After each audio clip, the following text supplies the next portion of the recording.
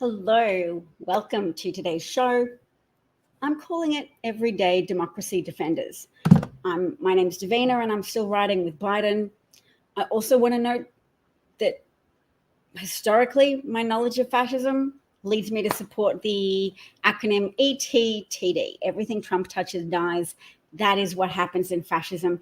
Even the people who think they're on the winning side, no amount of yard signs protected Germans from what happened to Hitler's Germany. And for those who think I'm over-egging the pudding, overselling the historical metaphor, Google what Trump's first wife said about the book he kept in his bedside drawer. It was the New Order, Hitler's collected copies of Hitler's speeches. Did I say Trump's copy of Hitler's collected speeches called My New Order? Let's sort this broadcast out. I've got some nice sober-minded things to talk about this morning. Brooklyn Dad notes that imagine if news outlets like CNN and New York Times went after Trump with the same kind of breathless fervor that they've been going after President Biden. Imagine if they talked about the relationship between Epstein and Trump, how Trump is on record as saying that Epstein was his friend, that they both had in common that they liked beautiful girls, and Trump added in regards to Epstein, many on the younger side. And of course, yesterday there was the release of some of Epstein's file logs, call logs that showed Donald Trump called him multiple times and booked a massage. Now, we know what massage is involved for Jeffrey Epstein a lot of the time. Very young girls recruited through telling them they were going to be just providing massage services, recruited into sex trafficking when they were at a vulnerably young age and often in vulnerable circumstances. I would also like to note that they were often recruited through an aspirational modeling pathway as well, using Trump models or Jean-Luc Brunel's modeling service, which is a known channeling service to sex trafficking. So what else did Brooklyn Dad say? He said, it's a good point, so that's why I'm repeating it and amplifying it. It's almost like they want Trump back in office because that fear cocktail drives up their views and clicks. Their shameless BS started long before the debate and continues unabated. Call them out on it. They did the same shit to Hillary Clinton in 2016, and it's absolutely sickening. #boycott CNN. I'm with that. I mean, get your news from places. Don't hide from the news. But CNN are complicit in a lot of pro-Trump maneuvering. Why they would do it? Yes, Trump is good for ratings. Somebody noted, and I've saved it somewhere, that someone Malone with that surname is known to be right-wing and is the owner of a parent company of CNN.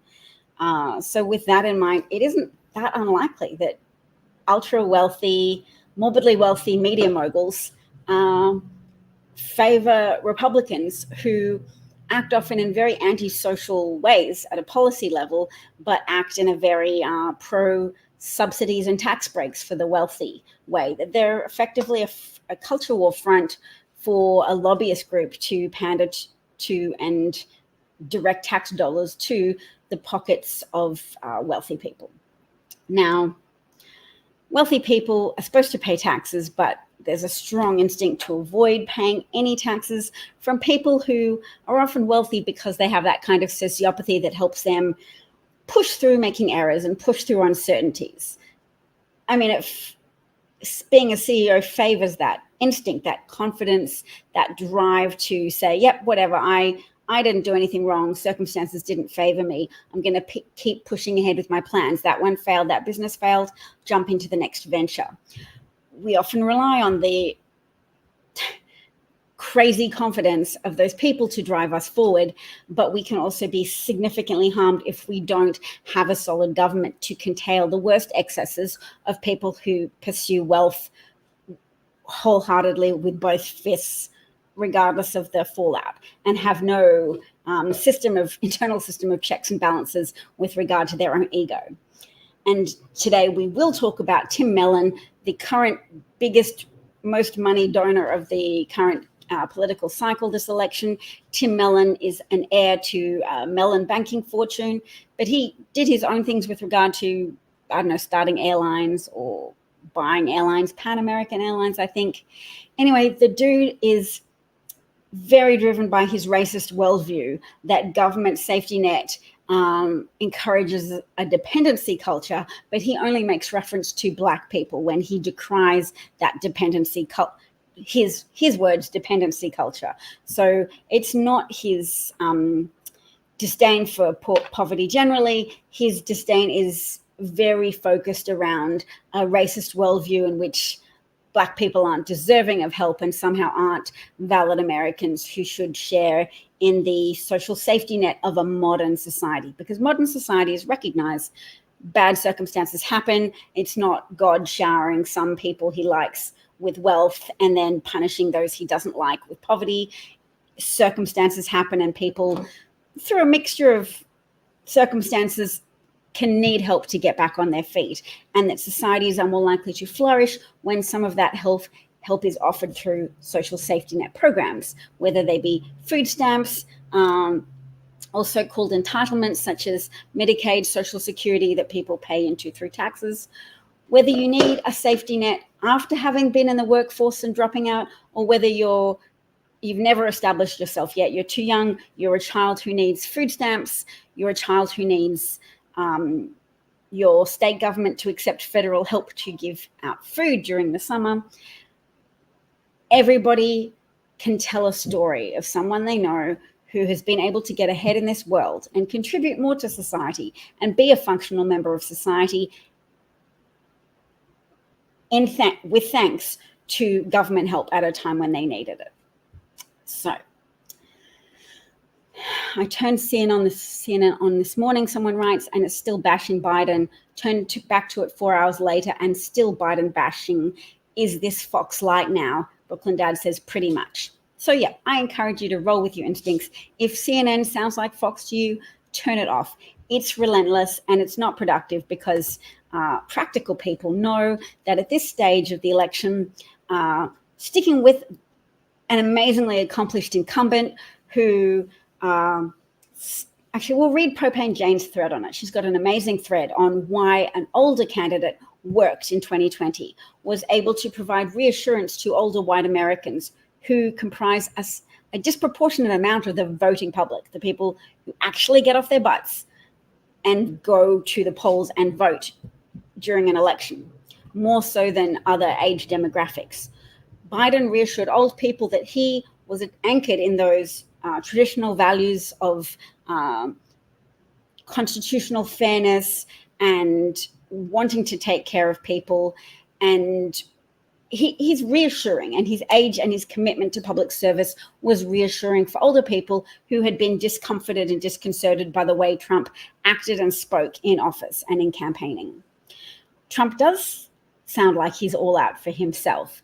For those who are willing to extend him a big pass to say, oh, he sounds very statesman-like. It's because they often have a hunger for validation in their own souls, because life has treated them badly in some way. They've run afoul of the IRS. They've had to, they're either in impoverished circumstances or they've encountered a financial mishap that's led them to believe forces are arranged against them. And they're quite likely to latch onto an explanation of reverse racism, anti-white racism is to blame for some of their problems. So a candidate like Trump, who implies that he is the white dominance protector, WDP, the protector of white dominance, PWD, whatever. Trump gives out the signals, he gives out the dog whistles that he's here to return America to greatness. And you can see from conservatives online at the moment who are really exposing themselves in the wake of the Supreme Court making a decision to confer absolute immunity on Trump with regards to any official acts, and who specifying what's official and what's not to be determined, but they're conferring still absolute immunity on him in a way that's so powerful that it might actually overturn the 34 felony convictions acquired by Trump in his fraud case brought to the Manhattan court in New York by District Attorney Alvin Bragg, that saw a jury of his peers convict Donald Trump 34 counts of fraud for engaging in a conspiracy to write checks to conceal for what purpose Michael Cohen was being paid money. He was being paid money to pay him back in dribs and in monthly payments and disguised as income, and therefore expanded to cover income tax payments, but to cover up that Michael Cohen had to take out a $130,000 second mortgage to pay Stormy Daniels for her silence with regards to her personal account of having had a sexual interaction with Trump shortly after the birth of his most recent son with his most recent wife, Melania Trump. So Barron Trump was a newborn. Transpired 18 years ago that she met Trump at a golf tournament, and that he invited her to his hotel room for dinner, and then stood between her and the door and implied that if she wanted to get out of the trailer park, that she would make him happy. And she acquiesced, but felt some internal conflict over that.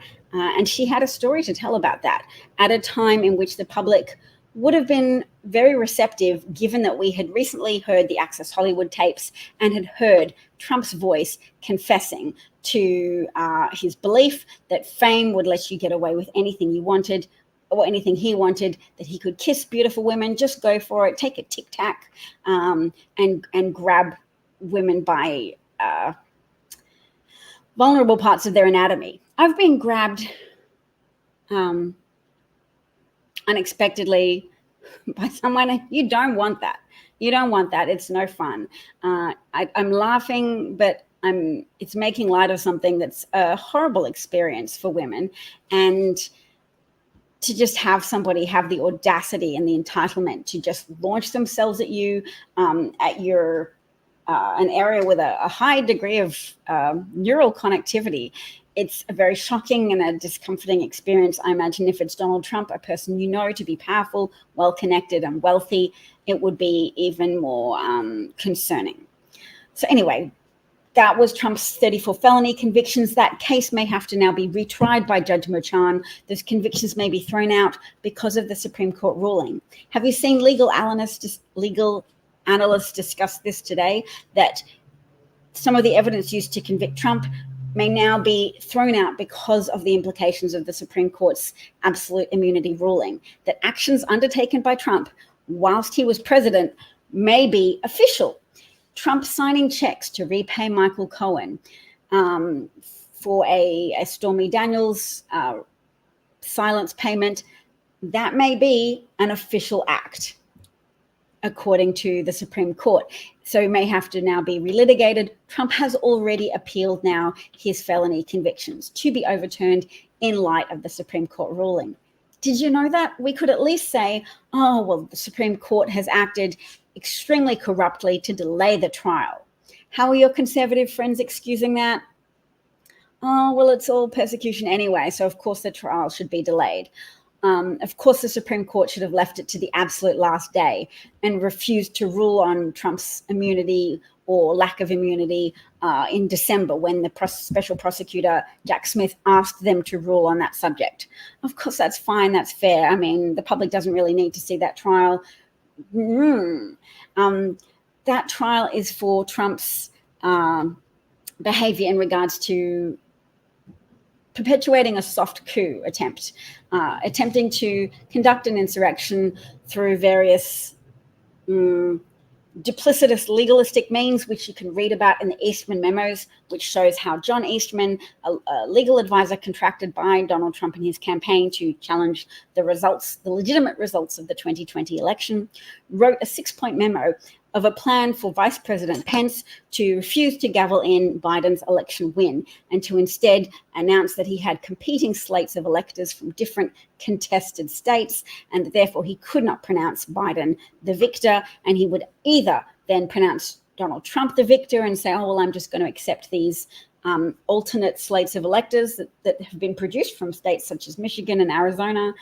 And if Vice President Pence doesn't feel comfortable with just gaveling Trump in as the winner, then he can just say, oh, I can't in good faith pronounce any winner right now. So then instead, I'm going to activate the 12th Amendment provision that says if there is no clear winner, then one delegate from each state shall choose the president, meaning Republicans who would have had 26 delegates from the 26 different Republican-controlled states within the House of Representatives versus Democratic 24 delegates from 24 different states. And Trump would then, under this Eastman plan, have been declared the winner at that stage by Mike Pence.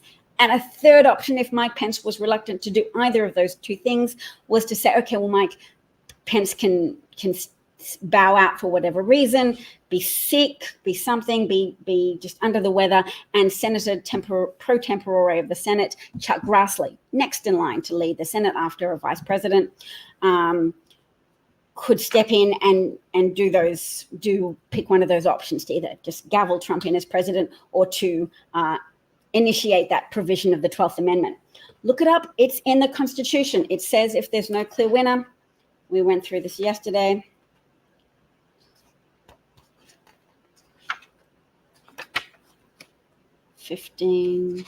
Okay. The person this is my pocket copy of the Constitution. Probably get your own. If you've got your own. Well, why does this not work? It's because my fake background. This is not my house. My house is not this tidy, elegant, or pretty. Oh, wow, look, I've got a bot comment from Twitter. Not Twitter, from Twitch. Anybody watching this who wants to comment on Twitter, I interact with comments and welcome them, so please feel free. Amendment 12, scrolling down a bit, it was ratified on June the 15th, 1804. 15th? Yes, 15th. So 13 days away. It'll be 220 years. All right. If the person having the greatest number of votes for president shall be the president, if such number be a majority of the whole number of electors appointed.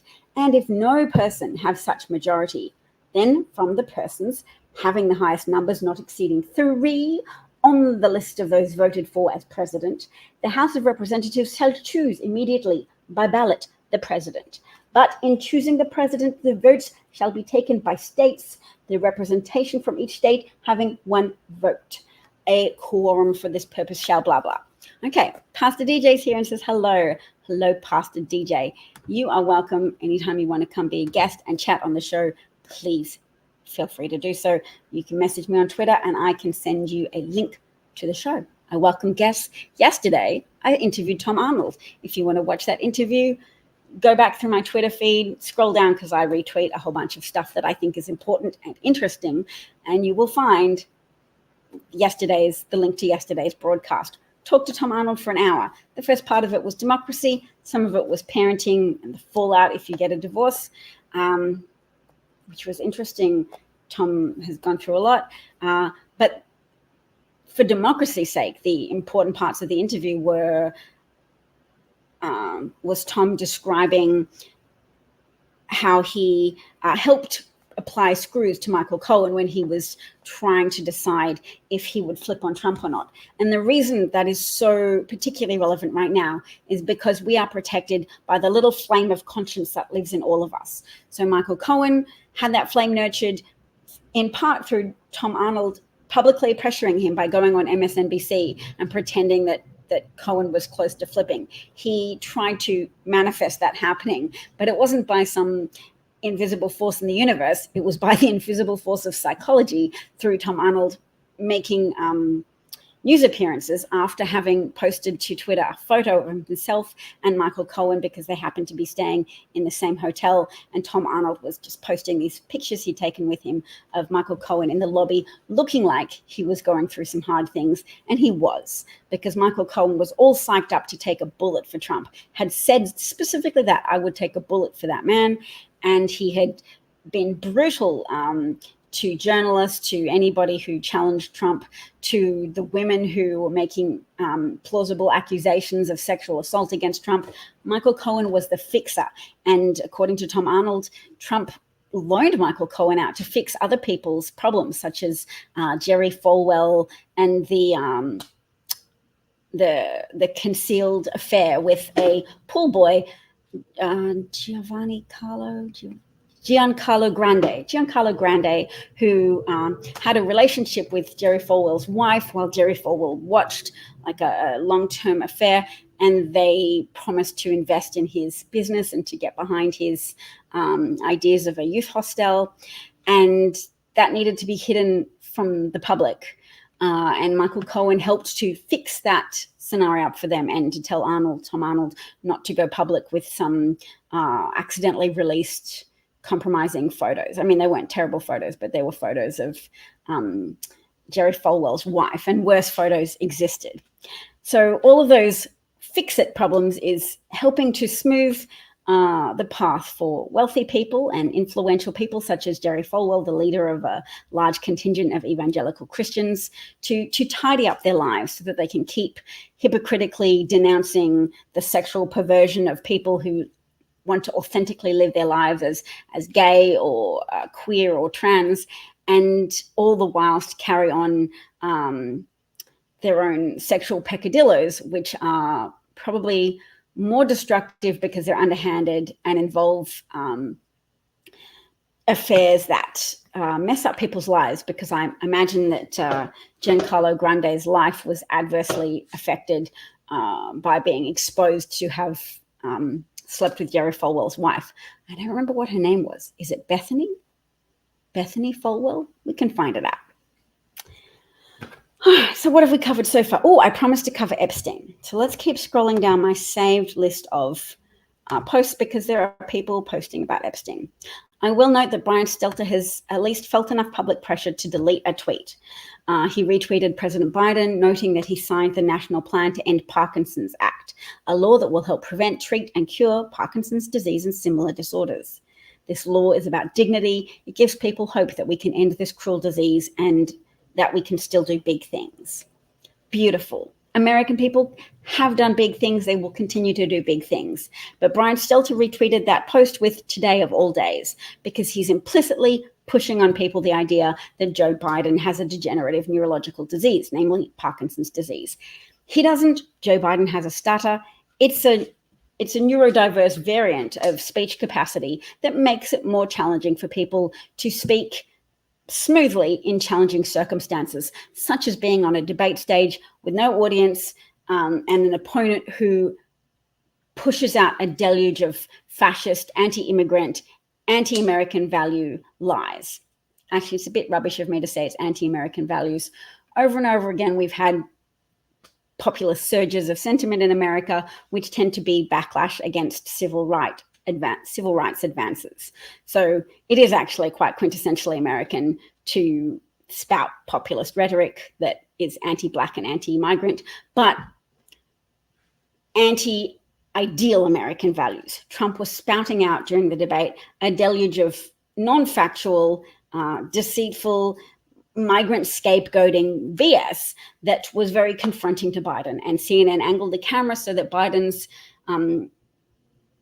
looking at the moderators turned into just looking like he was looking off stage, nonplussed, and made him unnecessarily pale. So CNN pandered to a Trump favoring setup that was compounded by Biden's cold and any effects of decongestant medicine on that night.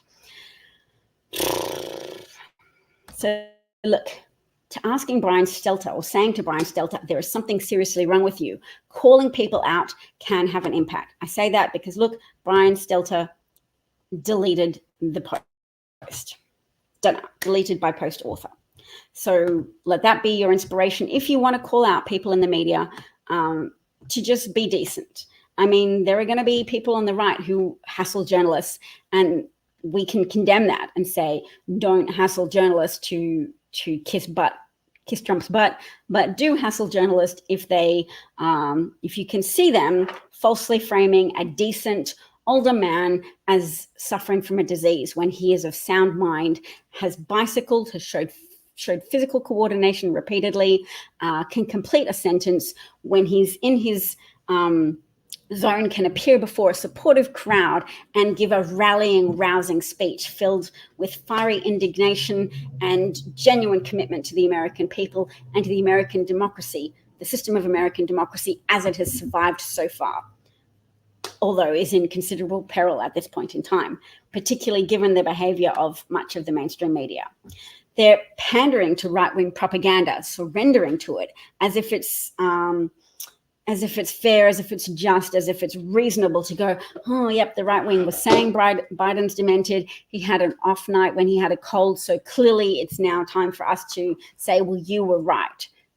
Right-wing lunatics who've ignored Trump's criminality, Trump's various semantic paraphrases. And by that, that's a speech pathologist jargon term. Trump makes a lot of speech errors, mispronounces people's names, often interjects an incorrect word. There's a lot of missteps in his vocal patterns. I don't think it necessarily means he's demented, although it's very tempting to believe that he is. I can see now that focus has been costly for pro-democracy people, because it is being used to attack Biden when there's much more evidence to support it being true of Trump. And it's redonkulous. But American history is littered with conciliatory behavior towards white supremacists and right-wing theocratic activists. All right. Oh, look, someone says, hope everyone is paying attention. This account here, CJ Engel, he's been very open about it on his Twitter account. People note that the Supreme Court has overturned Roe v. Wade, overturned Chevron, which gives power to experts within government federal agencies to interpret laws passed by Congress so that they can apply them in ways to protect our air, our water, our education system, etc. And all of the federal agencies that do that, the EPA, the Department of Education.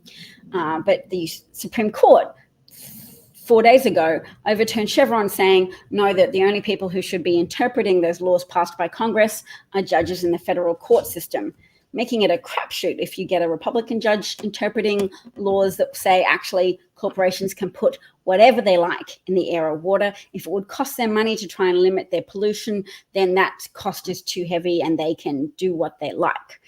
Who cares about increased rates of cancer or leukemia or other variations of cancer types that affect your white blood cells, that affect your bone marrow, that impact your breast tissue?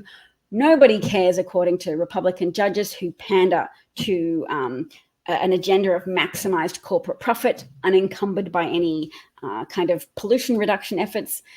They want to sell you out and sell out the health of you and your family members and your communities and your teachers, your every person that you know and love and care about or interact with. All of their interests are sold out by people who want to remove any checks on corporate pursuit of profit. And I don't have an inherent problem with profit pursuit. It's just checks and balances exist to protect us, because humans can pursue goals without being considerate.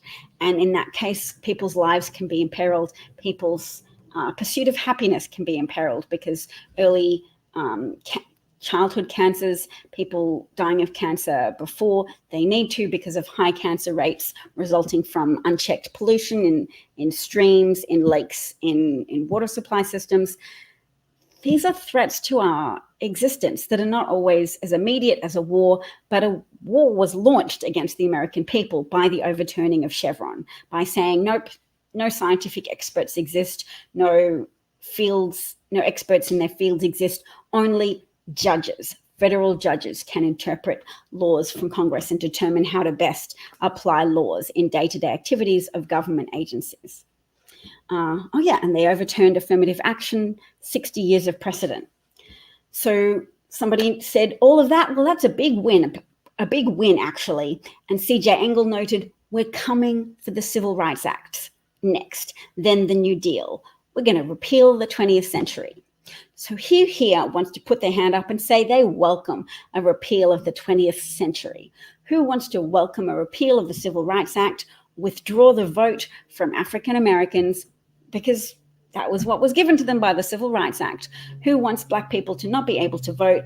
Who wants the New Deal to be withdrawn, in that the support systems for people who lost their jobs, the support systems for people who needed access to medical care. It will all be erased from jumped up, cocky, entitled, spoiled frat boy people whose worldview is that white is right.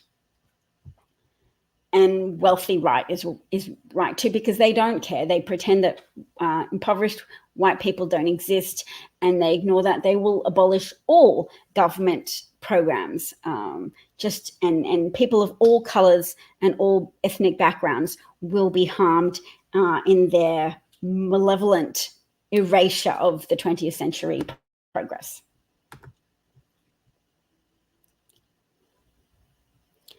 So Bob says that there wasn't a debate. You need two people debate, not one lying and one telling the truth. It's not a debate.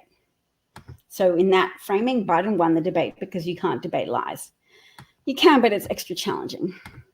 Didn't this happen in Venezuela? The Supreme Court took over and it didn't go well. I don't know much about that actually, but I can read up. All right. So yes, hopefully everybody's paying attention to that. Yes, 7.3 thousand people liked that tweet from Mike Freeman. I hope everybody is paying attention. And I know Bob is very good at doing this, having conversations with people about what is at stake, what we stand to lose in the circumstance of a triumph of right-wing people intent on doing what they have explicitly stated they want to do, roll back the 20th century, add to the pile of overturned precedent, overturned 40 years of Roe, overturned Chevron 40 years of precedent, overturned affirmative action. How many years of precedent was that? 60 years of precedent. The Civil Rights Act. There we go. And so I did promise to talk about Epstein, though. Let's hear what this person has to say. Is this from Bill? Boop.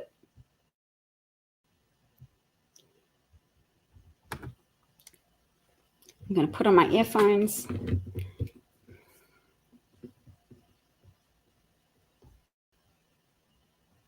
Epstein and his grand jury hearings.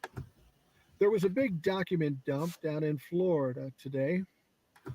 These documents were regarding Jeffrey Epstein and his grand jury hearing some 16 years ago. There's 200 pages to these documents, and here tell that some pretty crazy and disgusting shit are in those documents. There's also some names, particularly in the call logs. To you Trumplafucks, guess who doesn't show up in those call logs? Joe Biden, Barack Obama, Hillary Clinton. They don't show up in the call logs, but you know who does quite a bit? Donald motherfucking Trump. Yeah, between 2000 language warning and 2005, he was calling on the regular. That's just before he married Melania. He was calling all the time. There's all kinds of records of Donald Trump calling Jeffrey Epstein. And here's one message he left. He said, "Hey, I'm between girls. I just wanted to call to verify my massage." Apparently, Donnie was athletic back then and needed to loosen up some muscles. He's a disgusting piece of shit, and these documents need to be exposed. People need to understand that he was tied very closely to Jeffrey Epstein, who in fact is an absolute piece of shit. And because he and Donnie were best of friends and partaking in the same kind of activities, that makes Donald Trump a special kind of piece of shit. You Trumplafucks can try to deny it, but what?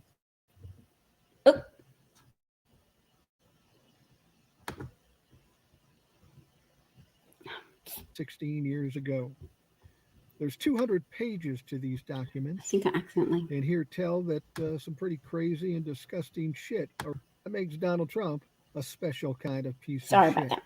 You Trumplafucks can try to deny it, but what's in the documents is in the documents. So tell us what you think about Donald Trump now. Okay, so tell us what you think about Donald Trump now. What do you think about Donald Trump now? I do think it is likely that alongside his friend, his confirmed friend, Jeffrey Epstein, it is likely that he engaged in undesirable activities, pedophilic activities. All right. Bob notes, and this is an important comment, the head of the Heritage Foundation said there will be a new bloodless American revolution as long as the left allows it. Now, that's a threat I don't take lightly. Well, because they've already done it, haven't they? The amount of precedent that's been overturned is substantial, and that is, in effect, a revolution, but a revolution that's only going to accelerate. Oh, we're still on Epstein, and there's going to be 24 seconds of absolute fear and panic in Trump's voice when asked if he'd declassify the Epstein files. All right, well, let's hear his voice and decide for ourselves. Would you declassify the 9/11 files? Yeah. Would you declassify JFK files? Yeah. Would you, I did a lot of it. Would you declassify the Epstein files? Yeah, I would. All right. I guess I would. I think that less so because, you don't know it. You don't want to affect people's lives if it's phony stuff in there because there's a lot of phony stuff with that whole world. But I think I would. Would you All right, so he's very committed to the idea of returning some other files, but the Epstein files, maybe there's a lot of phony stuff in there. Don't believe everything you read in there, like my telephone number and my messages booking in a massage. Who says love the rational boomer? Oh, the rational boomer is the white guy who yeah, he swore a lot. I didn't have a language warning, but that's all right. I also swear sometimes. And yep. All right. Oh, Biden gains ground in 3 new post-debate polls today. Hey, media, look over there, a squirrel. I have no idea what is going to happen with polls in the coming days, but it has to be noted there are a fair number of polls showing Biden holding or gaining post-debate. Well, that's good because I did hear, and I've saved to my bookmarks actually, that Republicans have been very motivated to answer the phone, and that could account for a potential skewing of the polls in Trump's favor because of that tendency. So let's see if I've got that somewhere.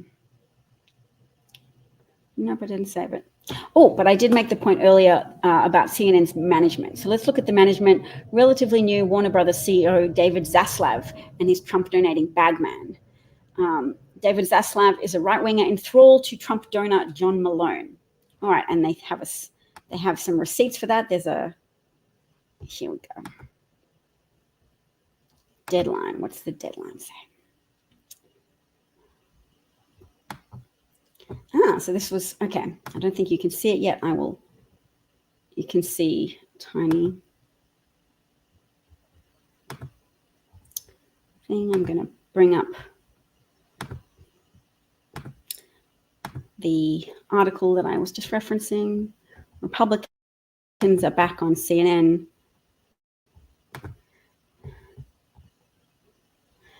Back on the air on CNN, cheers Warner Brothers Discovery chief David Zaslav.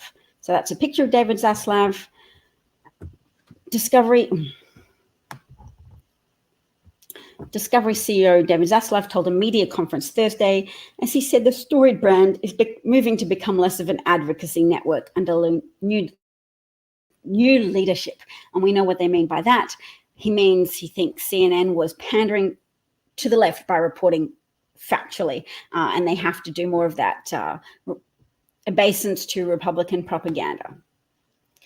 So during the McCarthy hearings for those 4 days, we had 75 Republicans on the air. 41 went on us before they went on Fox News.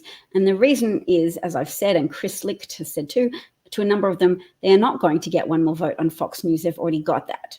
Also, they really wanted to be on CNN. That's funny. I hope the conservatives don't watch CNN, but yes, if they do, they're finding a friend there at the moment. I 100% endorse Bob's comment here. Some are calling for Joe to step down. They are bedwetters. We're going to dismiss them as whiners and bedwetters. Yes, it's easy to be afraid of fascism and in a fascist context. No, it's not acceptable to abandon an incredibly successful incumbent candidate. And we're going to read quickly through Propane Jane's thread on the topic because she did something amazing. So my screen's a little frozen, so we'll ignore that for now. All right. But yes, that article I was reading from, if you want to look it up for yourselves, Deadline Republicans Warner Brothers Discovery David Zaslav, Zaslav. So check it out.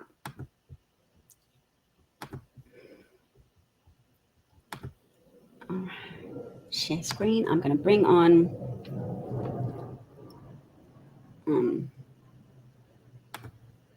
my bookmarks. All right. So this is an excellent thread. If you're not following not Brooklyn Dad, Propane Jane at Doc Rock Text 26. Why can't I make this be bigger? Here we go. So I'm going to read her words. As I want to do, I'd like to take you all for a quick stroll down memory lane because the conversation around Biden's age is so severely lacking in couth and nuance that I'm about to crawl right out of my skin.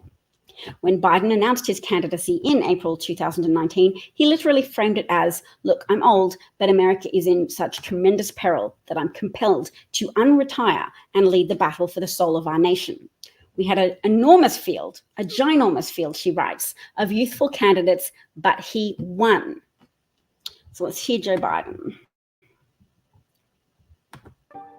Charlottesville, Virginia is home to the author of one of the great documents in human history. We know it by heart. We hold these truths to be self-evident, that all men are created equal, endowed by their creator with certain inalienable rights. We've heard it so often, it's almost a cliche, but it's who we are. We haven't always lived up to these ideals. Jefferson himself didn't, but we have never before walked away from them. Charlottesville is also home to a defining moment for this nation in the last few years. It was there on August of 2017 we saw Klansmen and white supremacists and neo-Nazis come out in the open. Their crazed faces, illuminated by torches, veins bulging and bearing the fangs of racism, chanting the same anti-Semitic bile heard across Europe in the 30s.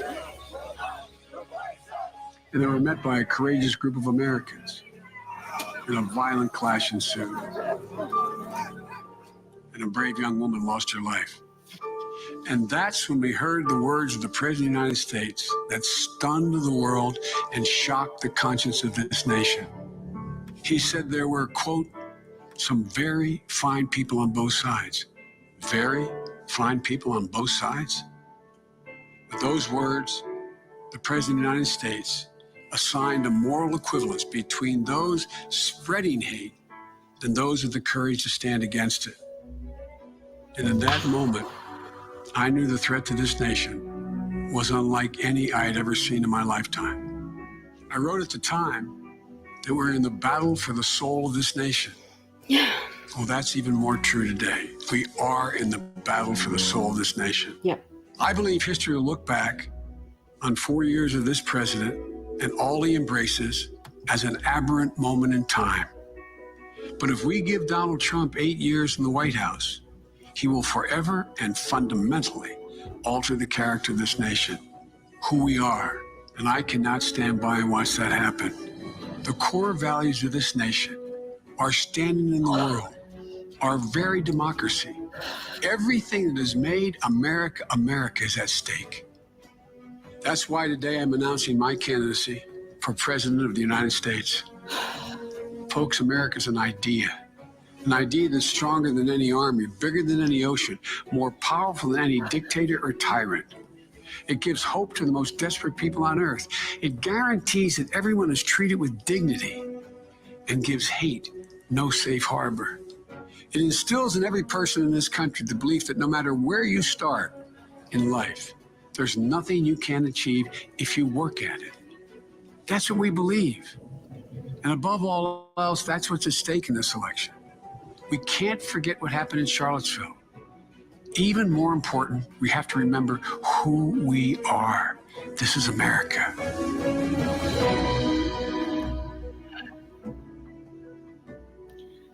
Wow, that was something. The music really helps sell the message, doesn't it? That the stirring notes help you go, yeah, this is America. haven't always lived up to the best values. Jefferson himself didn't. Look, he had a statutory rape relationship with Sally. Oh, Sally.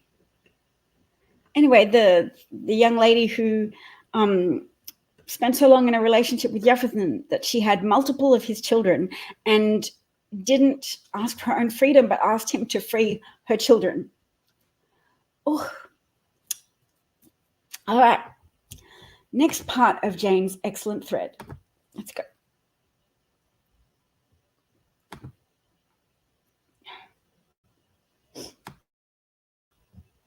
So we heard that Joe Biden declaring that he knew when he heard Trump's Charlottesville remarks, where he drew a moral equivalency between the people who had turned out to say Jews will not replace us with tiki torches on a hate march, a fascistic hate march through the streets of Charlottesville, and made them both sides them with people who turned out to say no, Nazism is bad. It is bad to march saying Jews will not replace us. It is bad to subscribe to a fascist ideology that Jewish people are somehow trying to replace white people.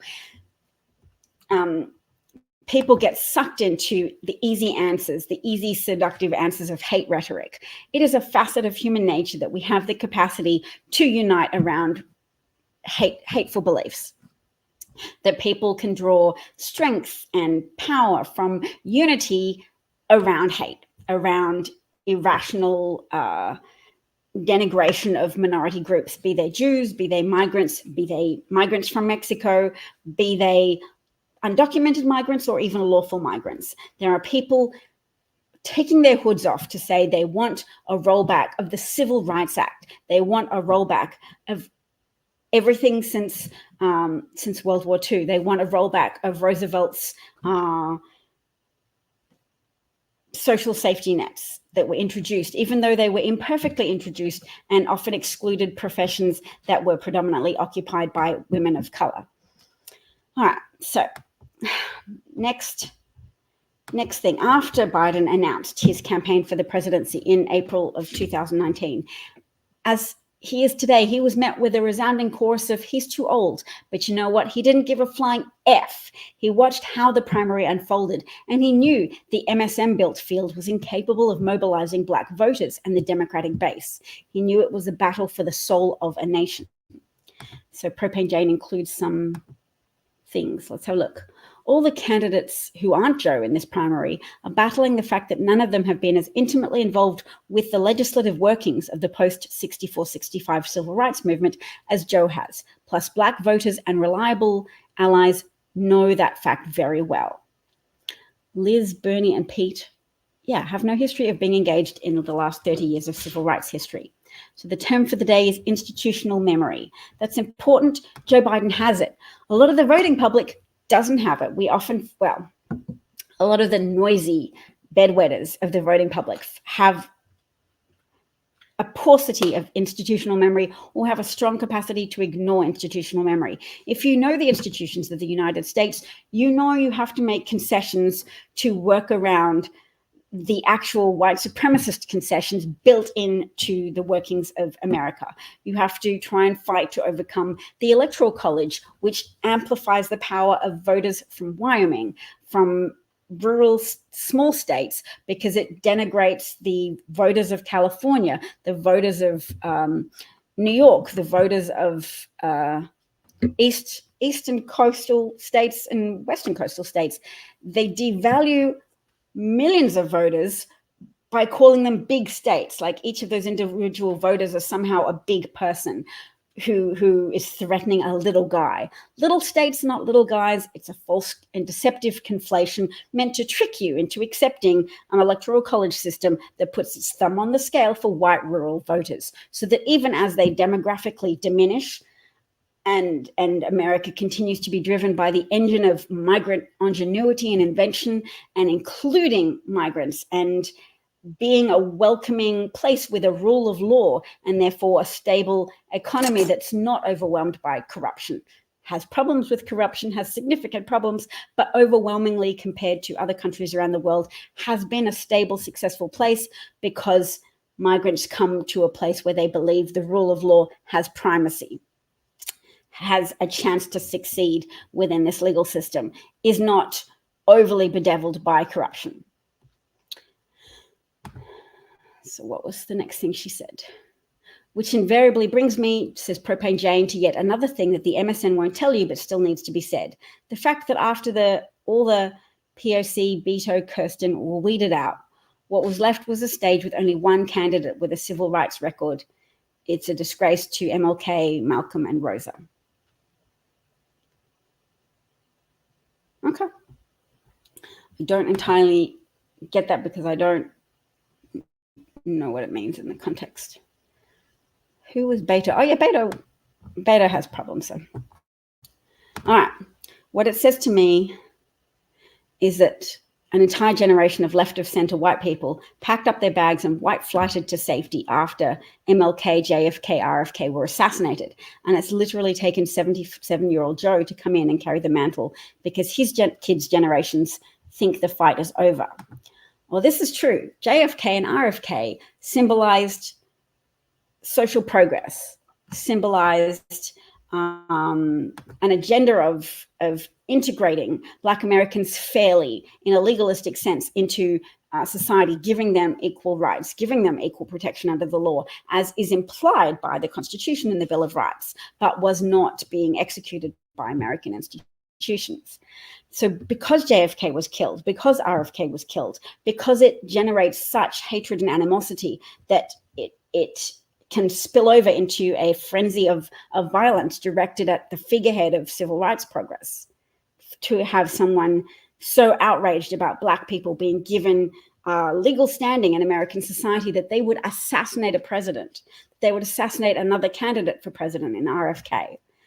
That causes people to internalize that fear, whether consciously or not. So yes, Joe Biden is a survivor of that era, and he understands the implicit violence in the white American character, that sometimes to protect what they see as a normal status quo, a normal, fair, white pandering status quo, they will act out in violent ways to protect that. They will unite around hostile, death wish style politicking to protect what they see as normal and fair. Bob is making a point that he got a call from a poll one time and the questions were so skewed. He remembers one, something like, if a certain politician is accused to have broken the law, would you still vote for them without proof? Of course I would, and told the pollster that I'm done with your false narrative questions, goodbye. Yes, push polls, where people sort of try to lead you towards a particular conclusion through loaded framing. Bob also notes that the anti-immigrant people don't understand that you come here and apply for legal asylum, you are legally here, and immigrant courts are backed up 4 or 5 years. Yes, probably the majority of the anti-immigrant people don't understand that, but the leaders of the anti-immigrant push, the educated people up, probably do understand it. They just want to not be able to look out and see non-white neighbors. They want to use their power and education to foment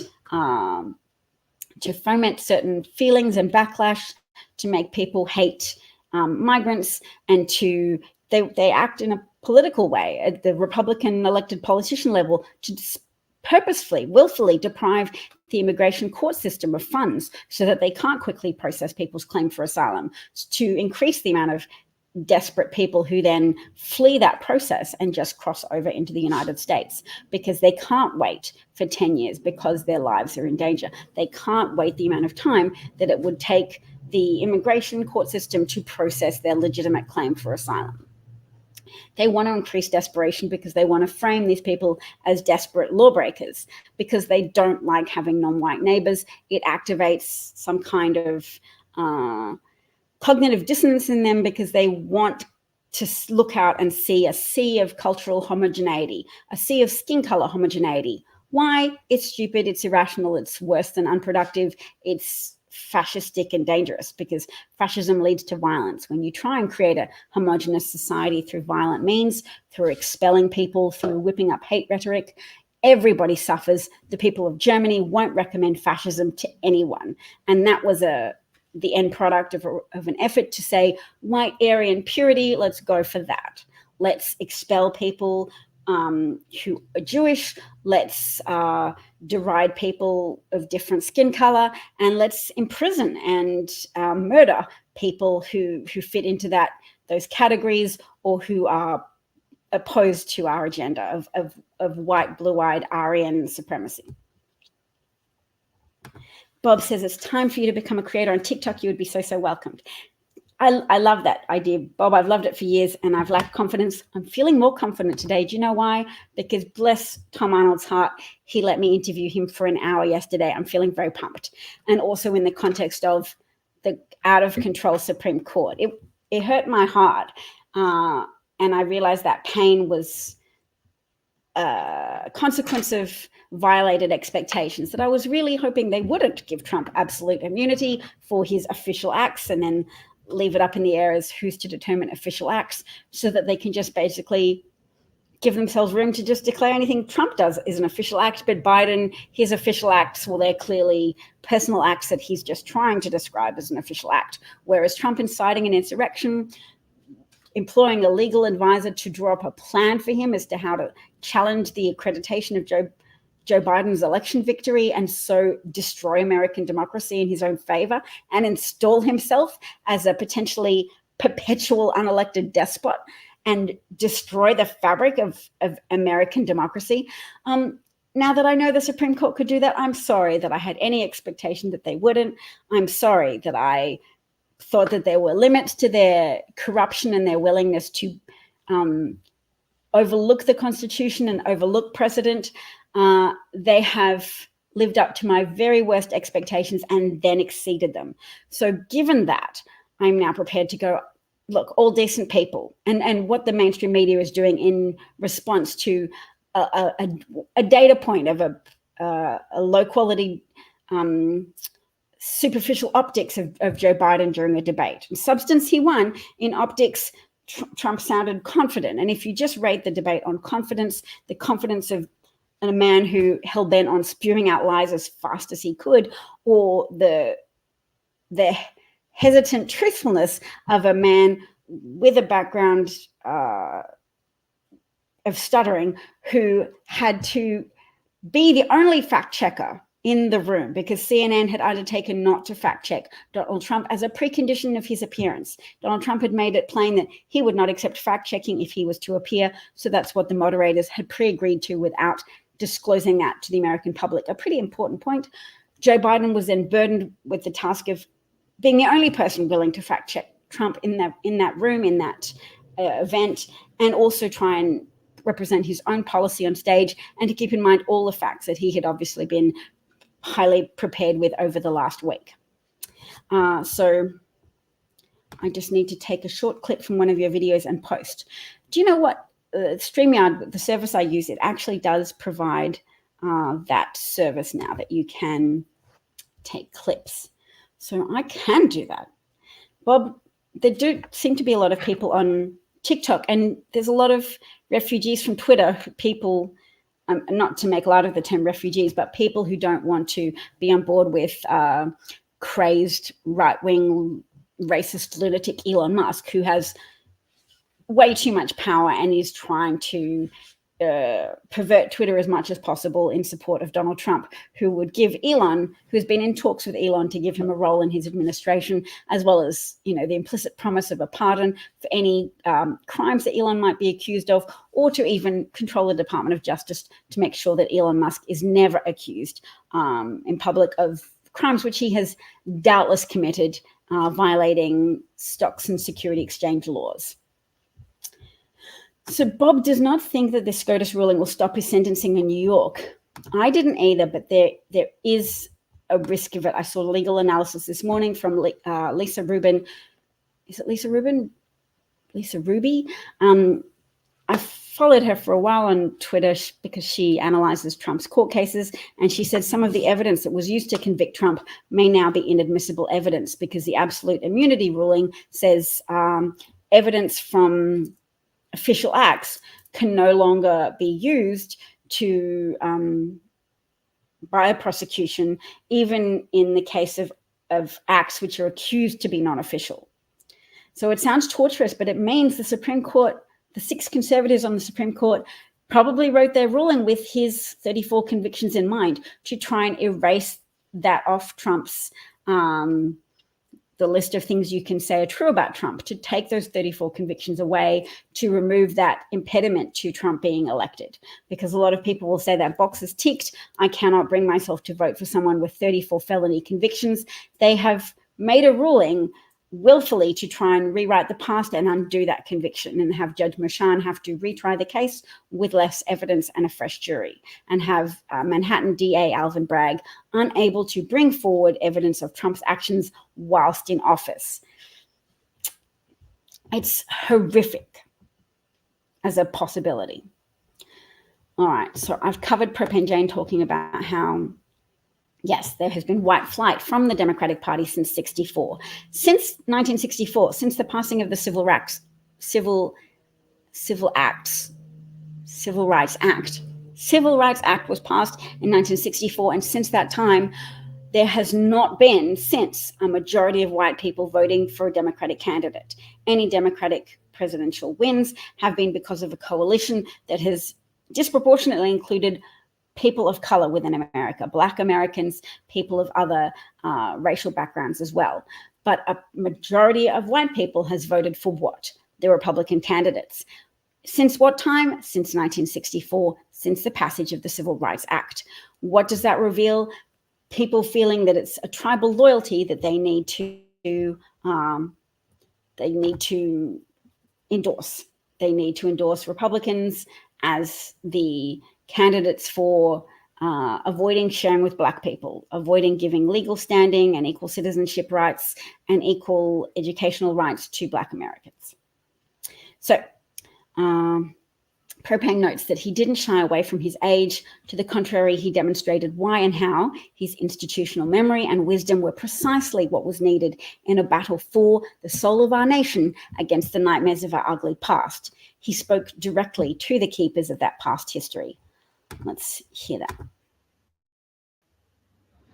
Some mornings that I wake up, I wonder whether or not we're living in 2020 or 1920. I hear the echoes of the not-so-distant past and the fight that we have fought before. In 1963, Americans witnessed the cruelty of Bull Connor and his dogs and the fire hoses assaulting hundreds of students, some as young as first grade. These images shocked the nation. Today, it's not fire hoses and snarling dogs. It's Donald Trump's poisonous and divisive politics. We've seen the rise in attacks on Jews, the attack on immigrants. His rhetoric has embodied the worst among us. If I've learned anything during the time of Donald Trump being president, is this: hate never goes away, it just hides. I know moments like this can be disheartening. It seems like we're on the verge of so much progress just a few short years ago. That's why we have to restore the soul of the nation. But I haven't given up hope. If Bull Connor had hoped to put a stake in the heart of the civil rights movement, he achieved the exact opposite. Sometimes those who fan the flames of hate end up drawing forth the next wave of progress. We now have a tremendous opportunity because America's been awakened as how bad things are. To take the next step forward, we have a great, great opportunity to give the marginalized, the demonized, the isolated, the oppressed a full share of the American dream. It gives us an opportunity to root out systemic racism. In the words of James Cleveland, we've come too far from where we started. Nobody told me this road would be easy. I don't believe he brought us this far to leave me. And he will not leave me because of you. So thank you all. May God bless you and may God protect our troops. We have a lot of work to do. Please continue to give hope, hope, hope. Thank you.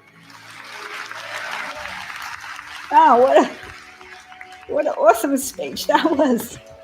Boy, oh boy, oh boy. I want to play that every day. I will remind myself. Whew. I'm going to listen to the last few seconds of it again. In the words of James Cleveland, We've come too Come far too far. from where we started. No, we started. Nobody told me Nobody this road told would me be this easy. road would be easy. I don't believe he I brought don't us this believe far you to brought us leave this me. far to leave And he me. will not leave me He will because not of leave me you. because of you. So thank you all. May God bless you and may God protect our troops. We have a lot of work to do. Please continue to give hope, hope, hope. Okay, nobody told me this road would be easy. Is that a song by James Cleveland? I guess I'll have to look it up. Bob Kramer, you are noting that Judge Merchan is a badass. He is a badass. The hearing in New York in September will have all the witnesses testify, even Pence. What hearing is that? All right, but I do know that I've got to go and hang out with my children. It has been a pleasure talking to you all. Please, if you enjoyed this video, feel free to like it and share it on Twitter. It's also on YouTube. The channel is also called DavCat43. Does it say my name? Let's have a look. Yes, DavCat43 is my Twitter handle, also my YouTube handle. It's my everything. Find me, DavCat. The cat is for cat. In New Jersey, we have people that pump gas. Mine is Carlos from Uruguay. He works from 6 a.m. to 9 p.m. 6 days a week. All right. Immigrants are not taking jobs. Immigrants are occupying jobs that other people would find too strenuous, that migrants take because migrants have the awareness of what they have fled from. They have that drive to make lives better for themselves and their families that have fled war, famine, the hardship arising from climate change and the agricultural fallout that arises from higher temperatures killing crops. People who are driven to make something of themselves, to start from nothing, to leave behind family and their established lives to come to the United States, are people who have given us much more than we credit them for. So thank you to migrants. Thank you to Joe Biden for stepping up in a battle for the soul of this nation. Nobody said the road would be easy. I don't believe he brought us this far to leave us. I believe that of Biden, still riding with Biden and Kamala Harris, who has helped revitalize much of the youth vote. Sure, you have people who are on the left who are so focused on the injustices in Gaza that they would abandon the American people to the depredations of Trump because of that focus on that specific injustice. But I will say only to them, you're probably not going to listen to me, but it's a long-term problem, and Israel has been a long-standing ally of the United States. There are incredible moral compromises that have been made to continue to support Israel. And I believe, and I agree with you, that Netanyahu is a despot and a genocidal, immoral person and a criminal such as Trump. But I will not give the United States over to the hands of a Netanyahu equivalent mass murderer who will destroy and give permission to and his blessing for and accelerate the devastation of the lives of people in that area, the destruction of property, the destruction of land rights, the destruction of families. That will accelerate under Trump. And so please support Joe Biden, turn out to vote for this administration, help them resolve the moral complexities of trying to help people in Israel survive, and alongside of helping the people in Gaza survive. Oh my gosh, Carlos from Uruguay hasn't seen his family in 2 years. I've just seen this follow-up comment. My goodness. It reminds me to give thanks for the privileges and the benefits we have, those of us that have intact families, that have the privilege to hug our family members, to have enough to eat, to have a work-life balance that allows us to rest and have recreational activities. Bless us. Let us try to not only preserve what is good about life for ourselves, but to be willing to work for and share life's best advantages and from the best things of life, love and family and the pursuit of productive goals and helping each other and inventing things and starting businesses and providing services and goods and reaching for things and striving. The best of America, the best. It's been a day. It's been a day. I want that for all of us, and I want us to not turn our backs on each other. Nobody said the road was easy. Cheers. Have a wonderful day. Please lean into the motivations that you might feel. Please channel your anxiety into action so that you join into those calls that tell you how to phone bank for Democratic candidates, to phone bank for Joe Biden, and to phone bank for people up and down the ballot, because many voters, Democratic voters, will vote for a president, tick a box, and then lack the moral conviction to go down and vote for the rest of Democrats. We have like a 28% drop off of people who continue to fill out all the forms after ticking a box for a presidential candidate on the Democratic side. Tick all the boxes for Democratic candidates, people. Help shore up this nation against the depredations of Republicans, pro-Trump, MAGA Republicans, anti-American society Republicans. Protect us from those. Join in, lean in to get out the vote efforts, voter registration efforts, lean into the conversations with your family and friends, be full-throated in your support of Joe Biden's accomplishments, the clean energy infrastructure payments, the anti-inflation bill, the Science and Chips Act, even the temporary child tax credit policy, which lifted millions of Americans out of poverty and gave them money to resolve personal circumstances that were holding them back so they could lean forward more fully into their potential. Thank you, and bless us all.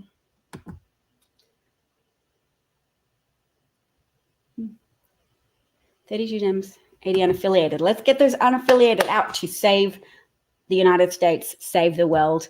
Everyday democracy, every day.